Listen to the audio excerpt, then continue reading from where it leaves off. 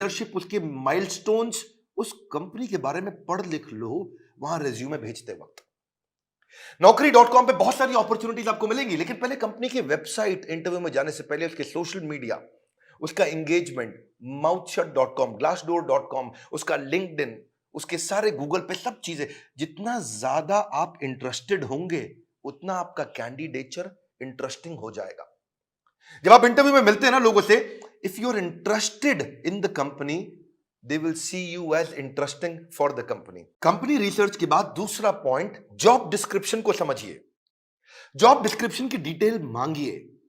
आपका केआरए क्या होगा, केपीआई क्या होगा, आपसे क्या एक्सपेक्ट किया जा रहा है कंपनी में, यह मांग लो। अगर यह समझ में आ जाए कि कंपनी आपसे चाहती क्या है, करवाना क्या चाहती है, जॉब का डिस्क्रिप्शन, आपका केआरए की रिस्पॉन्सिबिलिटी एरिया, आपका केपीआई की परफॉर्मेंस इंडिकेटर, आपसे क्या एक्सपेक्ट किया जा रहा है इस रोल में, अगर वो मिल जाएगा तो पूरा ग्रिप आ जाएगा आपका इंटरव्यू में। तीसरा, अब जो इंटरव्यू लेने वाला है उसकी डिटेल निकाल लो। एचआर से जब आप बात करेंगे, पूछेगा आपका इंटरव्यू कौन लेंगे, उस इंटरव्यूअर का अगर आपको नाम मिल जाता है तो लिंक्डइन पे उसका प्रोफाइल खोल लीजिए।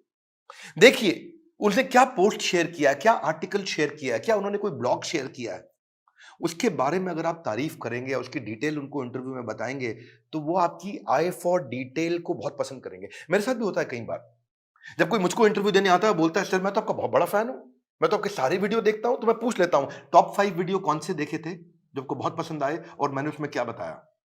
पता चल जाता है कि आदमी झूठ बोल रहा है या सच बोल रहा है। अगर डिटेल में लिया अपने इंटरव्यूअर को पहचान, तो अपने इंटरव्यू को बना लो को सुपर आसान। इसको क्या कहते हैं, failing to plan means planning to fail. Plan करके जाइए, इंटरव्यूअर के बारे में पढ़ के जाइए। अब्राहम लिंकन भी बोला करते थे ना कि अगर मुझे पेड़ काटना हो, मेरे पास 8 घंटे हों, तो 6 घंटे तो मैं केवल धार लगाऊंगा, 2 घंटे में पेड़ काट दूंगा। 6 घंटे धार क्या लगाऊंगा, मतलब क्या, इतनी तैयारी कर लूंगा कि 2 घंटे में पेड़ अपने आप कट जाएगा। आसान है, लेकिन थोड़ा इसको समझ के जाओ। इंटरव्यूअर क्या क्वेश्चन पूछ सकता है आपसे, कि अपने बारे में बताओ, पूछेगा आपसे पॉपुलर क्वेश्चन क्या, आपको क्यों हायर करें, आपकी स्ट्रेंथ्स क्या है, आपकी लीडरशिप स्किल्स के बारे में बताइए, आपके पास एक्सपीरियंस नहीं है, आपको क्यों हायर करें। इस तरह अगर आप अपनी तैयारी करके जाएंगे, मजा आएगा। चौथा पॉइंट, एम्प्लॉयर सेंट्रिक रहिएगा। इस चौथे पॉइंट में ध्यान रखना, इंटरव्यूअर आपकी मानसिकता को जरूर चेक करता है। अपने आंसर्स को ऐसे कस्टमाइज करिए, आप आत्म प्रेरित, सेल्फ मोटिवेटेड दिखने चाहिए। एक एम्प्लॉय मानसिकता का होता है, एक इंट्राप्रेन्योर मानसिकता का होता है। हमारे एवरीथिंग अबाउट एंटरप्रेन्योरशिप कोर्स में हम इंट्राप्रेन्योर की बहुत बात करते हैं। एम्प्लॉय वो जो नौकरी करता है, इंट्राप्रेन्योर वो क्यों करता तो नौकरी है, पर उसका बिहेवियर ओनर जैसा होता है। वो प्रॉब्लम पे फोकस करेगा, एम्प्लॉय इंट्राप्रेन्योर एक्शंस पे फोकस करेगा। वो बोलेगा फैमिली इज माय फैमिली, ये कहता है कि नहीं नहीं, organisation is also my family. वो उसको परिवार की तरह देखता है। वो हार्ड वर्क करता है, ये स्मार्ट वर्क करता है। वो कंज्यूमर होता है, ये कंट्रीब्यूटर होता है। एंटरप्रेन्योर आते ही सोचता है मैं ऐसा क्या कर लूं कंपनी में। वो पुश स्टार्ट है, उसको धक्का मारोगे तो काम चालू करेगा। ये सेल्फ स्टार्ट है, अपने आप काम करता है। वो टाइम वेस्ट करता है, ये टास्क वेस्ट करता है। एम्प्लॉय क्या करता है, सुबह 9 से 5, 9 बजे आएगा, 5 बजे निकल जाएगा। ये क्या कहता है, जब तक काम खत्म नहीं होगा तब तक बैठूंगा। काम जल्दी खत्म करने की कोशिश करता है। ये समय के हिसाब से नहीं, काम के हिसाब से काम करता है। इसलिए employee gets paid for the time he spends, intrapreneur gets paid for the value he creates, है ना। तो ये इसको क्या चाहिए, sick leave, casual leave, earn leave, वो leave he doesn't want to leave. तो आपके जो आंसर है ना, वो उससे आपका नेचर, आपका बिहेवियर, आपका कल्चर पता लग जाएगा। ये ब्रेकडाउन में खत्म हो जाता है, ये ब्रेकडाउन में ब्रेक थ्रू क्रिएट कर देता है।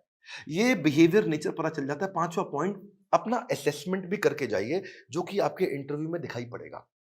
सनातन गोस्वामी चैतन्य महाप्रभु से बोले के आमी, क्या बात हुआ कि मैं हूं कौन, आप पहचानिए अपने आप को। कृष्ण ने भी गीता के अंदर बहुत बात किया, ये आपको पोजिशनिंग में हेल्प मिलेगा। आपको, आप एक्शन मैन है, पीपल मैन है, आइडिया मैन है, प्रोसेस मैन है, आपकी मेजर स्ट्रेंथ्स क्या है, उसको स्किल के साथ मैच कर लीजिएगा। देखिएगा कि जो जॉब डिस्क्रिप्शन है ना, जो मैंने पीछे बताया था आपको, उसमें देखिए कि कंपनी का गोल क्या है, इस जॉब से कौन सा गोल अचीव करने वाले हैं, कंपनी में क्या प्रॉब्लम्स थी जो इस जॉब से वो सॉल्व कराने वाले हैं। और जब आप जाएंगे तो अपने हार्ड स्किल और सॉफ्ट स्किल को जरूर समझ के जाइएगा। ये छठा पॉइंट है। हार्ड स्किल कौन से होते हैं, ये वो स्किल होते हैं जो बेसिकली आप क्वांटिफाई कर सकते हैं। जैसे कि फॉरेन लैंग्वेज हो गया, डिग्री हो गया, सर्टिफिकेट हो गया, मशीन ऑपरेशन हो गया, आपका किसी प्रकार का कोई भी data mining, accounting, programming, software testing, ये सब हार्ड स्किल होते हैं। जिसमें कला आती है। जैसे फाइनेंस के अंदर बजटिंग, बिजनेस प्लानिंग होता है। या प्रोडक्ट डेवलपमेंट होता है, लेकिन सॉफ्ट स्किल कौन से? बातचीत कैसे करते हो, आपका टीम वर्क कैसा है, आप डिसीजन ले पाते हो नहीं, लीडरशिप है कि नहीं, मोटिवेटेड रहते हो कि नहीं, सुनते हो ध्यान से कि नहीं, पीपल स्किल है कि नहीं, इंटरपर्सनल फ्लेक्सिबिलिटी, टाइम मैनेजमेंट, ये सारे सॉफ्ट स्किल है। उस तरफ हार्ड स्किल है। तो पहले से ही चेक करके जाइए, क्योंकि आपका सी he who speaks without attentive ear is mute. क्या मतलब हुआ? जो बिना सुने बोलता रहता है, बोलता रहता है, जो बिना सुने बोलता रहता है, वो सबसे बड़ा गूंगा होता है। उसके बोलने का कोई फायदा नहीं है।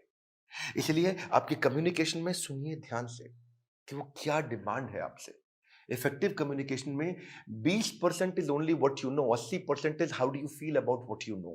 कैसे आप उसे कम्युनिकेट करते हैं। सीधे बैठिए, हमेशा स्माइल मेंटेन करिए।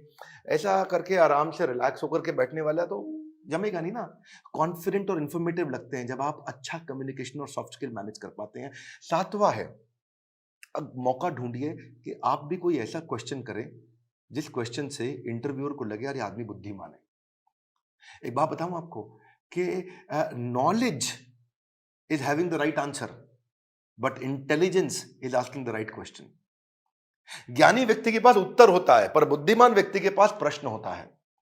अगर आपने कोई ऐसा प्रश्न किया जिस प्रश्न से वो बहुत इंप्रेस हो सकता है, जैसे आप उनसे पूछिए इस बारे में, इस रोल से आप कौन सी प्रॉब्लम सॉल्व करना चाह रहे हैं, इस रोल के माध्यम से आप कौन सा गोल अचीव करना चाह रहे हैं, इस रोल से आप मेरी परफॉर्मेंस को कैसे इवैल्यूएट करेंगे। कितना पावरफुल आप प्रश्न पूछते हैं, ये भी सामने वाले को इन्फ्लुएंस करता है। आठवां, सैलरी नेगोशिएशन की बात आए तो बहुत जोर मत डालिएगा। अनरियलिस्टिक सैलरी हाइक से सामने वाला समझ जाता है ये केवल पैसे के लिए नौकरी करने आया है, ये वैल्यू नहीं क्रिएट कर पाएगा। इसलिए वैल्यू क्रिएशन पे फोकस करिए, वैल्यूएबल अपने आप आएगा। मैं इसमें आपको हमारे जो दूसरे डायरेक्टर हैं संजय कथोरिया जी, इनका आपको 2015-16 का एक्सपीरियंस शेयर करता हूं। एक बार ये श्रीलंका में एक कंपनी के चेयरमैन के पास इंटरव्यू देने गए और कंपनी के चेयरमैन ने इन्हें एक ही बात पे इनकी मर्जी की सैलरी दे दी। और वो क्या बात थी? जब उन्होंने पूछा क्या सैलरी लोगे, तो ये कहते हैं I believe in creating value and then sharing value. क्या मतलब हुआ इसका? कि मैं पहले 100 दिन आपके लिए वैल्यू क्रिएट करूंगा, अगर वैल्यू क्रिएट हो गई बढ़िया, तो उसके बाद आप उस वैल्यू को शेयर कर देना मेरे साथ, तब आप तनख्वाह मेरे हिसाब से दे देना। अभी आपको जो समझ में आता हो आप दे सकते हो मुझे, लेकिन मैं वो काम करके दिखाऊंगा, वो वैल्यू क्रिएट करूंगा, तब मैं वैल्यूएबल डिमांड करूंगा। Create value then share value. ये बात सामने वाला इतना इंप्रेस हुआ, बोला कोई बात नहीं, 100 दिन की बात की है, आज ही बता दो क्या तनख्वाह लोगे।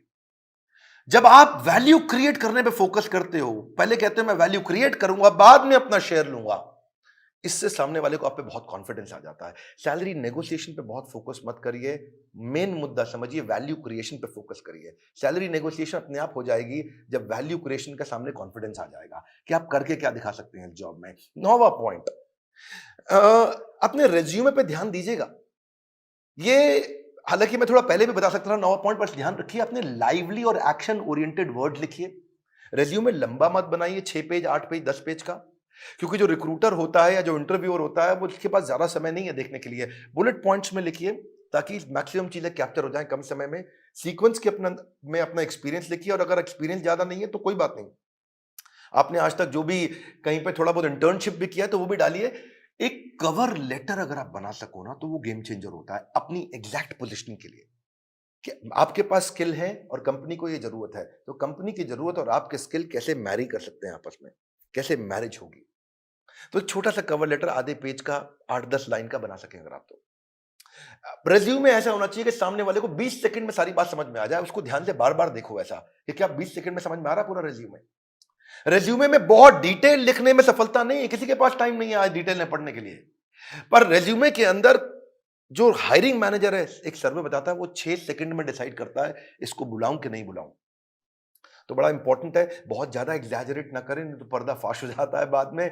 बोल्ड और क्लियर और इंपॉर्टेंट अचीवमेंट को साफ साफ तरीके से बता सकें। उसी के अंदर एक रेफरेंस लिस्ट भी डाल दें, जो आपकी integrity, work, decision making, punctuality, flexibility के बारे में कोई रेफरेंस पुरानी कंपनी के या कोई बड़े लोग ऐसे हैं जो आपके बारे में कहने को तैयार हो, तो नीचे लिख भी दीजिए कि ये आपको आपके बारे में ये रेफरेंस, मतलब किसी और व्यक्ति, कोई और व्यक्ति भी आपकी तारीफ करने को तैयार है तो उसका नाम, उसकी डेजिग्नेशन, उसका फोन नंबर लिख दीजिए। इससे भी कॉन्फिडेंस आता है।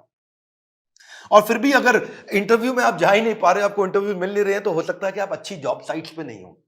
मार्केट में धक्के नहीं खाने पड़ेंगे अगर आप अच्छी जॉब साइट्स पे जाओगे। इसमें आपको फ्री ऑफ कॉस्ट बहुत सारी अपॉर्चुनिटी मिल जाती है, ऑटो नोटिफिकेशंस मिल जाते हैं, अपने आप नोटिफिकेशन आते रहते हैं, एम्प्लॉयर खुद ही आपके पास आ जाता है अगर आप अच्छी जॉब साइट्स पे जाते हो। इसमें प्रीमियम सर्विसेज भी होती हैं। बड़ी पॉपुलर जॉब साइट्स में shine.com, naukri.com, Times Ascent, Times job और मॉन्स्टर है। लेकिन अगर आप नए हैं तो freshers world, fresherslive.com, Internshala internship पे काम कराती है, या freelancer.com, indeed.com। अगर आप नए हैं तो इन पे जाइए। बेरोजगार खेल रहे हैं स्मार्टफोन पर ताश, ये वीडियो उनको शेयर करें, दिशा मिल सकती है बड़ी खास। मैं एक बात और बताऊंगा, हमारे प्रॉब्लम सॉल्विंग कोर्स के अंदर हमने पूरा का पूरा कोर्स ही इसके ऊपर बना रखा है, और एवरीथिंग अबाउट एंटरप्रेन्योरशिप को भी अब 2 हिस्से में डिवाइड कर दिया है। अगर आप नए हैं, इंट्राप्रेन्योर बनना चाहते हैं, या आगे चल के स्टार्टअप शुरू करना चाहते हैं, तो एवरीथिंग अबाउट एंटरप्रेन्योरशिप का एक हिस्सा आपको काम आएगा। और दूसरा जो बिजनेस कर रहे हैं उनके लिए तो है ही है।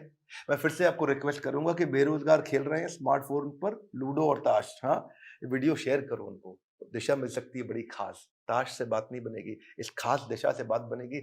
अगर आप नए आए, सब्सक्राइब जरूर करिएगा, लाइक करके उत्साह बढ़ाइए, बोर्ड लाइन नंबर पे फोन करिए, चेक करिए कि कैसे एवरीथिंग अबाउट एंटरप्रेन्योरशिप जिंदगी भर के लिए आपको एक बड़ी दिशा दे सकता है, आपको एक इंट्राप्रेन्योर बना सकता है। किसी को नौकरी मिले ना मिले, इंट्राप्रेन्योर की बहुत कमी है, उसको नौकरी जरूर मिलती है। हमारे साथ जुड़े रहने के लिए, दुनिया का नंबर 1 एंटरप्रेन्योरशिप यूट्यूब चैनल बनाने के लिए, वीडियो को लाइक करके उत्साह बढ़ाने के लिए आप सबको हृदय की गहराइयों से प्रेम पूर्वक बहुत बहुत धन्यवाद।